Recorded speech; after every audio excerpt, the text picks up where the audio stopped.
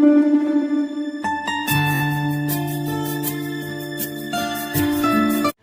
Friends, ಎಲ್ರಿಗೂ ನಮಸ್ಕಾರ.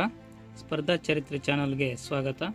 Okay ಸ್ನೇಹಿತರೆ, ಜಗತ್ತಿನ ನಾಗರಿಕತೆಗಳು ಅಧ್ಯಾಯ 7.4 ಗ್ರೀಕ್ ನಾಗರಿಕತೆ. ಇದರಲ್ಲಿ ಪ್ರಮುಖ ಅಂಶಗಳನ್ನು ನೋಡೋಣ. ಗ್ರೀಕ್ ಮೆಡಿಟರೇನಿಯನ್ ಸಮುದ್ರದಲ್ಲಿರುವ ಒಂದು ಪರ್ಯಾಯ ದ್ವೀಪ. ಸಣ್ಣ ಪುಟ್ಟ ಪರ್ವತ ಮತ್ತು ಕಣಿವೆಗಳು ಗ್ರೀಕ್ ಅನ್ನು ವಿಭಜಿಸಿವೆ. ಗ್ರೀಕರು ಇಂಡೋ ಯುರೋಪಿಯನ್ ಜನಾಂಗಕ್ಕೆ ಸೇರಿದವರು. ಪ್ರಾಚೀನ ಗ್ರೀಕರಲ್ಲಿ ಅಯೋನಿಯನ್, ಡೋರಿಯನ್ ಎಂಬ ಪಂಗಡಗಳಿದ್ದವು. ನಗರ ರಾಜ್ಯಗಳು. 3000 ವರ್ಷಗಳ ಹಿಂದೆ ಗ್ರೀಕಿನ ಪ್ರತಿ ಪಂಗಡಕ್ಕೆ ಒಬ್ಬ ರಾಜ ಇದ್ದ. ಅವನಿಗೆ ಹಿರಿಯ ಸಲಹಾ ಮಂಡಳಿ ಇರುತ್ತಿತ್ತು. ನಂತರ ಕೈಗಾರಿಕೆ ಮತ್ತು ವ್ಯಾಪಾರ ಅಭಿವೃದ್ಧಿಸಿದಂತೆ ಈ ಪಂಗಡಗಳು ನೆಲೆಸಿದ್ದ ಗ್ರಾಮಗಳು ನಿಧಾನವಾಗಿ ಪಟ್ಟಣ ನಗರಗಳಾಗಿ ವಿಕಾಸಗೊಂಡವು. ಮುಂದೆ ಇವುಗಳು ನಗರ ರಾಜ್ಯಗಳೆನಿಸಿದವು. ಪ್ರತಿಯೊಂದು ನಗರ ರಾಜ್ಯಗಳು ತನ್ನದೇ ಆದ ಸೇನೆ, ಆಡಳಿತ, ನಗರ ದೇವತೆ ಮೊದಲಾದವುಗಳನ್ನು ಹೊಂದಿದ್ದವು. ಗ್ರೀಸಿನ ನಗರ ರಾಜ್ಯಗಳಲ್ಲಿ ಅಥೆನ್ಸ್, ಸ್ಪಾರ್ಟಾ ಅತ್ಯಂತ ಪ್ರಮುಖವಾದವು. ಇಲ್ಲಿ ಅಥೆನ್ಸ್ ಬಗ್ಗೆ ನೋಡೋಣ.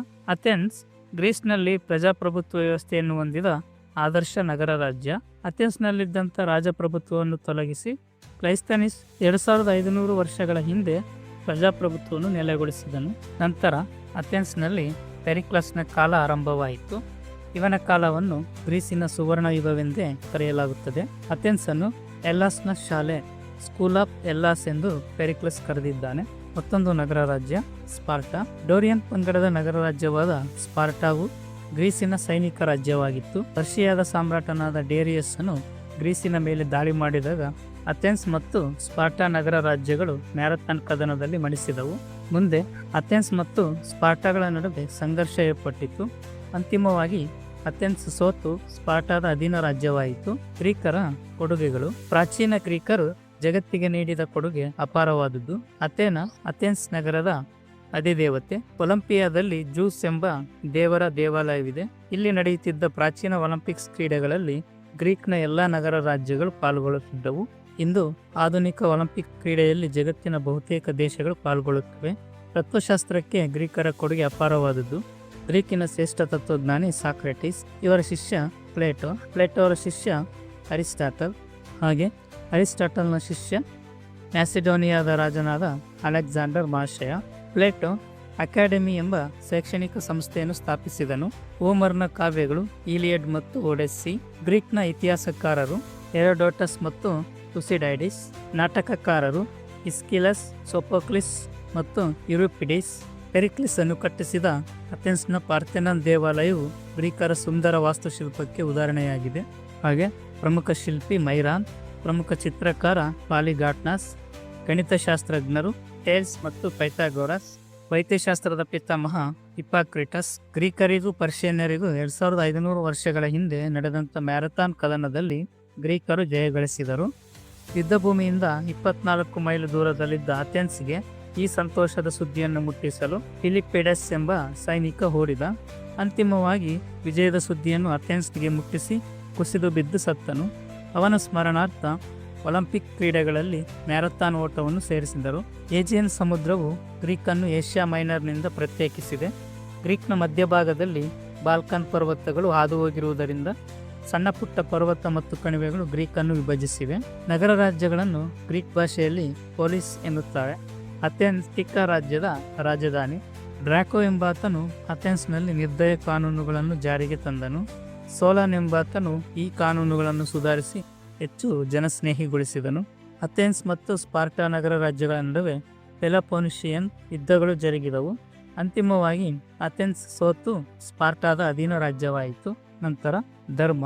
ಗ್ರೀಕರ ದೇವರುಗಳು ಮಾನವರಂತೆ ಆಸೆ ಆಕಾಂಕ್ಷೆ ಉಳ್ಳವರು. ಈ ದೇವರುಗಳು ಒಲಂಪಸ್ ಪರ್ವತದ ಮೇಲೆ ವಾಸವಾಗಿದ್ದರೆಂದು ಗ್ರೀಕರು ನಂಬಿದ್ದರು. ಜ್ಯೂಸ್ ಪ್ರಮುಖ ದೇವರು. ಇವನ ಪತ್ನಿ ಈರಾ. ಅಪೋಲೋ, ಅಪೊರೊಡೈಟ್, ಅಥೇನಾ, ಅರಿಸ್ ಮೊದಲಾದ ದೇವಾನುದೇವತೆಗಳನ್ನು ಪೂಜಿಸುತ್ತಿದ್ದರು. ಅಥೆನ್ಸ್ ನಗರದ ಅಧಿದೇವತೆ. ಒಲಿಂಪಿಯಾದಲ್ಲಿ ಜ್ಯೂಸ್ನ ದೇವಾಲಯವಿದೆ.